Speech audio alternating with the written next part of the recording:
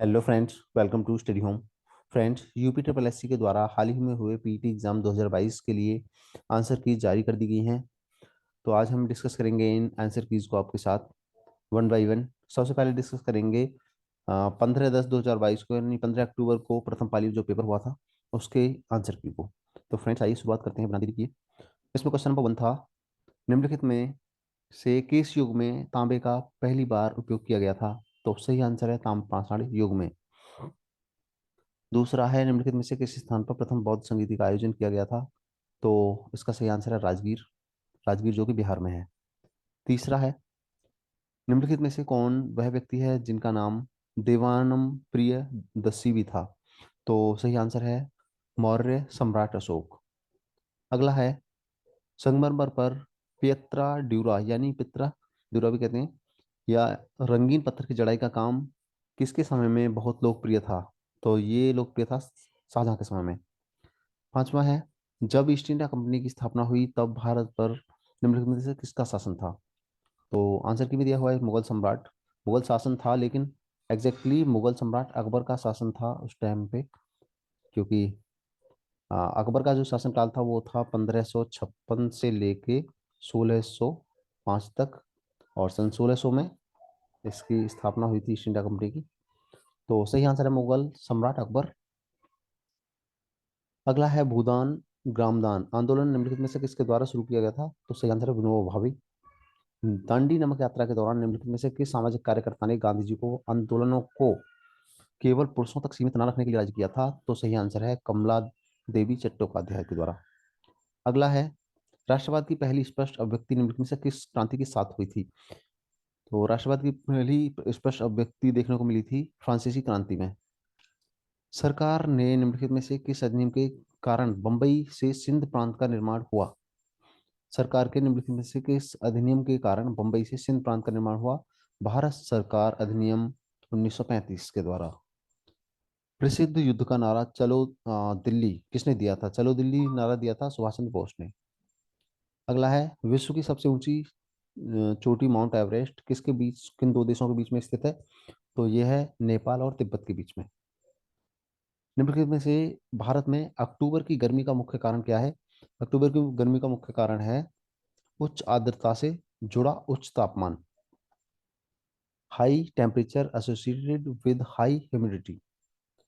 भारतीय मानक समय ग्रीनविच मीन टाइम यानी ग्रीनविच माध्य समय से कितना आगे है? 5.5 घंटे आगे है। और निम्नलिखित में से कौन जनसंख्या वितरण को प्रभावित करने वाला आर्थिक कारक नहीं है? तो पानी की उपलब्धता दिए हुए विकल्पों में से सही आंसर है। निम्नलिखित में से किस नदी को बिहार का सूख कहा जाता है? तो कोसी नदी को बिहार का सूख कहा जाता है। अगला है, भारत की पंचवर्षीय योजनाओं को अंतिम स्वीकृति निम्नलिखित में से किसके द्वारा दी गई थी? तो ये दी गई थी राष्ट्रीय विकास परिषद के द्वारा। किसी भी विकासशील अर्थव्यवस्था के प्रारंभिक चरणों में अधिकांश गतिविधियां कौन से क्षेत्र से संबंधित होती हैं? तो ये होती है प्राथमिक क्षेत्र से संबंधित। कौन सा हरित क्रांति की रणनीति का हिस्सा था? तो इसमें ऑल ऑफ दीज, यह सभी जो ऑप्शन दिए गए थे सभी सही हैं। तो डी ऑप्शन रहेगा इसमें। निम्नलिखित में से कौन एक वाणिज्यिक बैंक नहीं है? सिडबी। सिडबी एक वाणिज्य बैंक नहीं है, क्योंकि ये स्मॉल इंडस्ट्रियल डेवलपमेंट यानी कि लघु उद्योग विकास करके बैंक है। तो ये जो वाणिज्यिक बैंक नहीं है। अगला है, कौन सा सार्वजनिक क्षेत्र का उपक्रम संसद के तहत एक विशेष कानून पारित करके स्थापित किया गया है? वैधानिक निगम। वैधानिक निगम इसका सही आंसर है।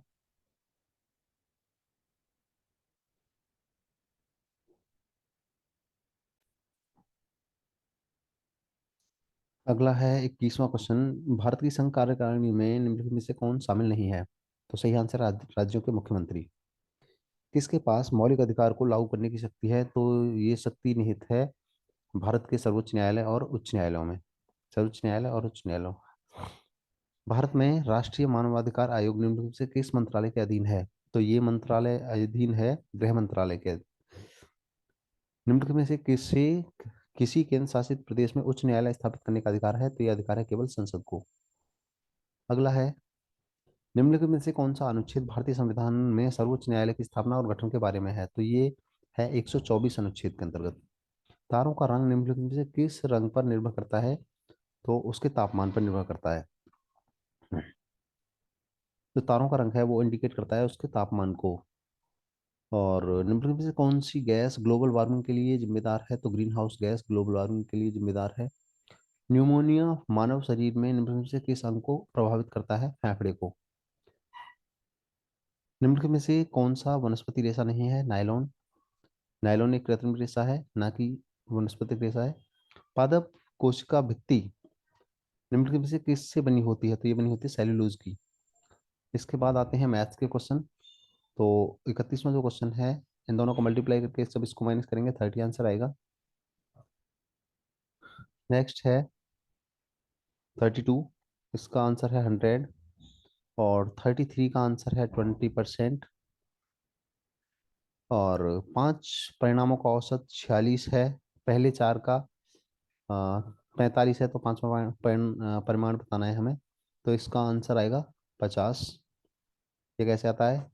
इन परिणामों का योग करने के लिए 5 परिणामों का हम 46 गुणा 5 करते हैं।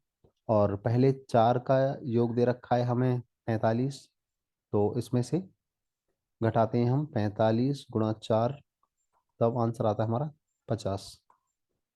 और इसी तरह इनका वर्गमूल निकालेंगे प्लस इसका वर्गमूल निकालेंगे तो 14.26 आएगा। इसके बाद आते हैं हिंदी के क्वेश्चन। महर्षि शब्द का सही संधि विच्छेद क्या है?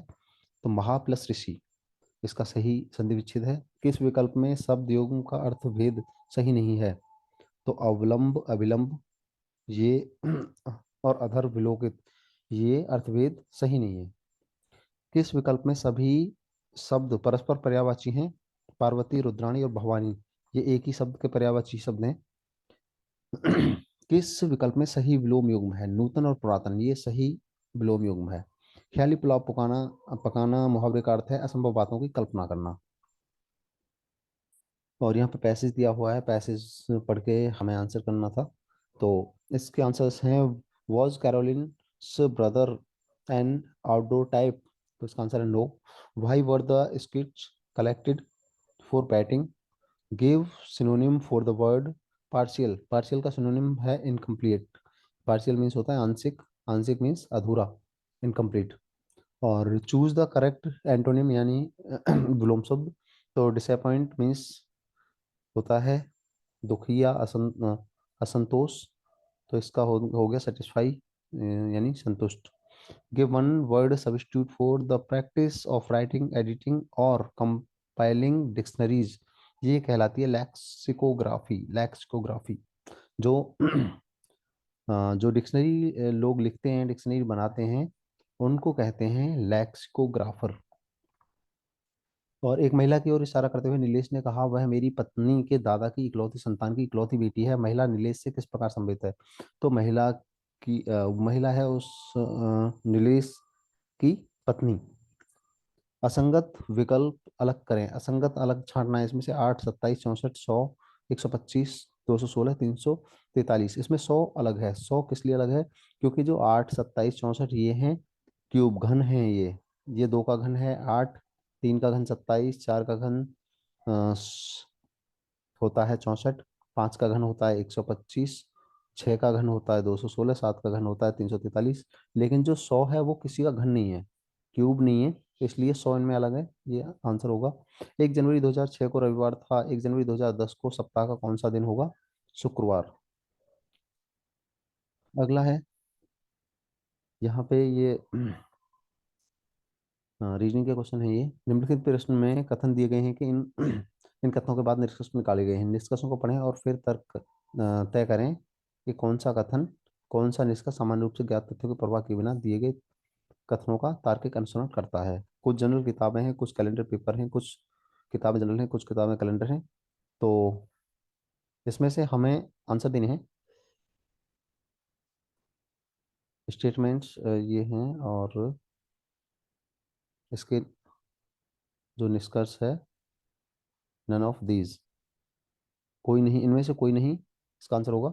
और 50वां क्वेश्चन है, यदि नॉर्मल को आरपीएन एलबीएम के रूप में लिखा जाता है, कोडित किया जाता है, तो गैदर के लिए कोड क्या होगा? टीबी जी आर एफ एच। और निम्नलिखित में से किस देश के वैज्ञानिकों ने पहला कृत्रिम भ्रूण तैयार किया है? कृत्रिम भ्रूण तैयार किया है इसराइल के वैज्ञानिकों ने।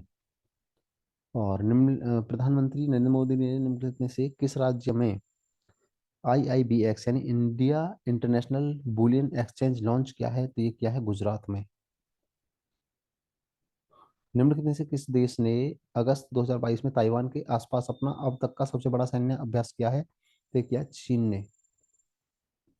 अगस्त 2022 में भारत की पहली अंडर वाटर मेट्रो का उद्घाटन निम्नलिखित में से किस शहर में किया गया था? तो ये किया गया था कोलकाता में। भारतीय सेना ने जुलाई 2022 में स्काई लाइट नामक एक अखिल भारतीय उपग्रह संचार अभ्यास का आयोजन किया था।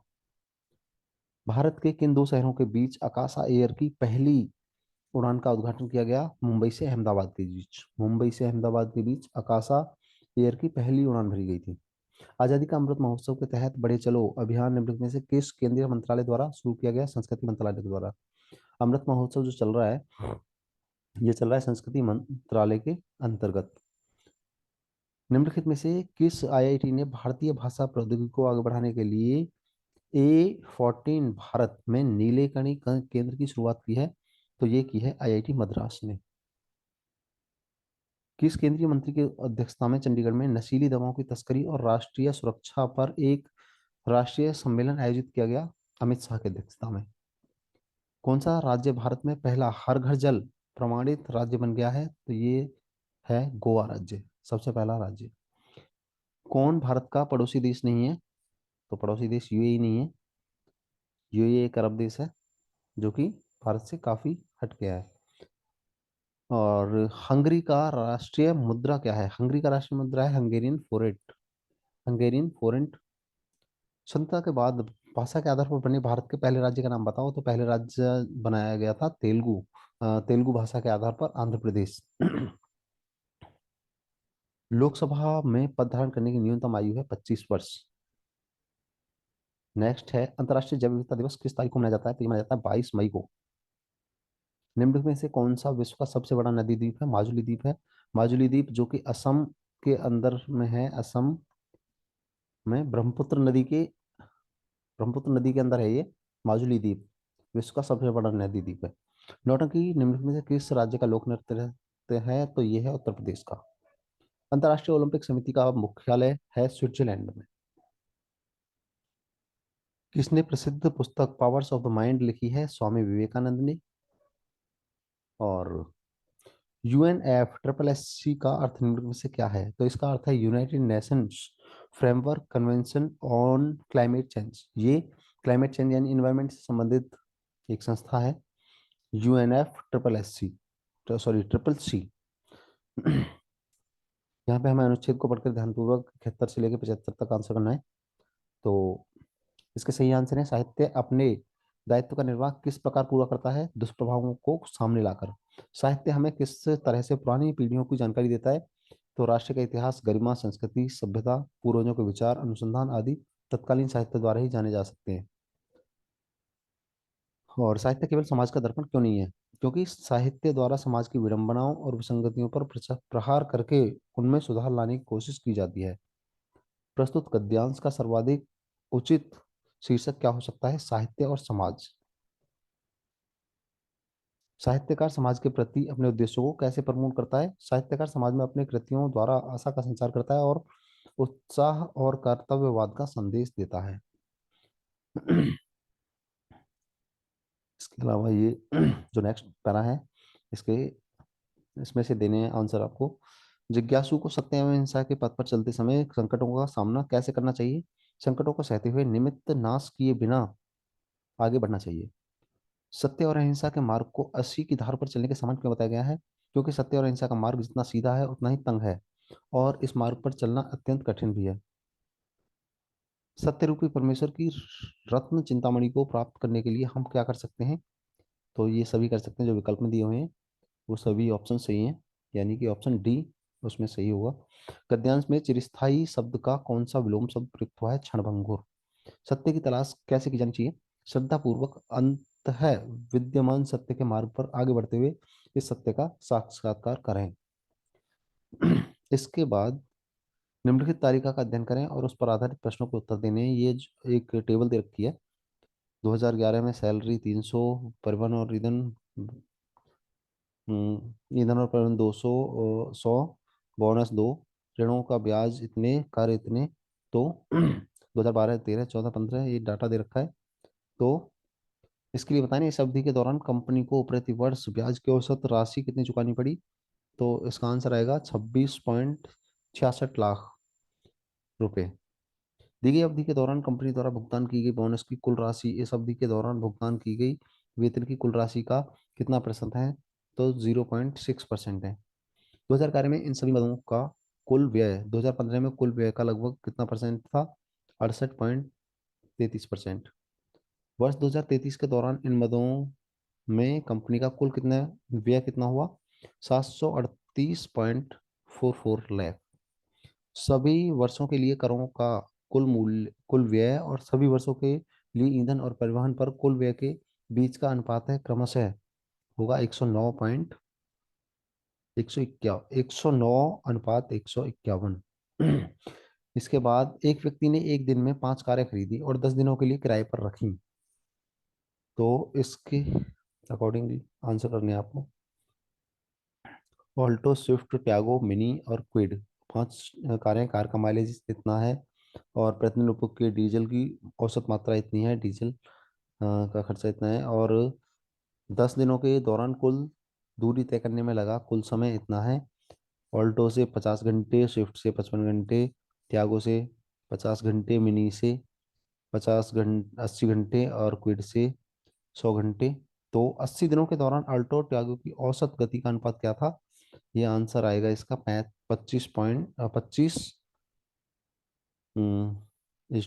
25:36 आएगा इसका आंसर। और ऑल्टो और क्विड दिए गए 10 दिनों के दौरान अपनी औसत गति की समान गति से एक दूसरे की ओर यात्रा कर रहे हैं। मिलने के बाद वे एक दूसरे के शुरुआती बिंदु की ओर यात्रा करते हैं।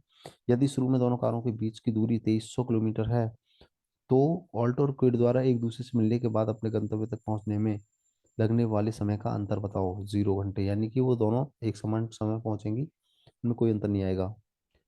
10 दिनों के दौरान मिनी द्वारा किसी उसकी औसत गति से 875 किलोमीटर की यात्रा करने में लगे समय का दिए गए 10 दिनों के दौरान कार स्विफ्ट द्वारा उसकी औसत गति से 990 किलोमीटर की यात्रा करने के लिए समय से अनुपात ज्ञात कीजिए। तो इसका अनुपात रहेगा 56:99। और 89 क्वेश्चन है, यदि सभी कारों का 10 दिनों में कुल कारों द्वारा 10 दिनों में कुल तय की गई दूरी कार ए और कार बी क्रमशः 150 घंटे और 300 घंटों में तय करती हैं, तो कार ए और बी की औसत गति के बीच का अंतर ज्ञात करो। तो औसत औसत जो गति होती है वो कुल दूरी बट्टे कुल समय होती है। तो इनका अंतर आएगा 61 किलोमीटर प्रति घंटा। अगला है 10 दिनों के दौरान ट्यागो और मिनी द्वारा तय की गई कुल दूरी का अनुपात कितना था। तो इनका अनुपात आएगा 18:25।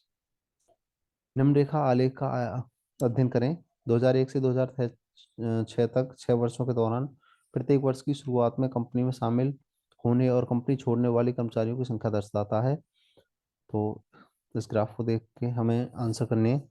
2003 के दौरान कंपनी में कार्यरत कर्मचारियों की संख्या है 5000।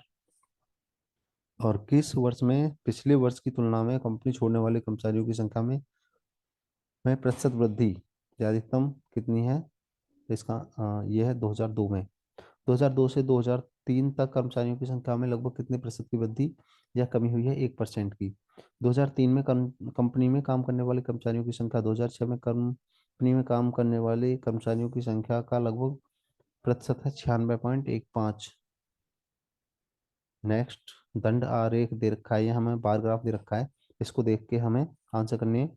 2013 से 2014 तक खिलौनों के उत्पादन में लगभग प्रतिशत गिरावट कितनी आई।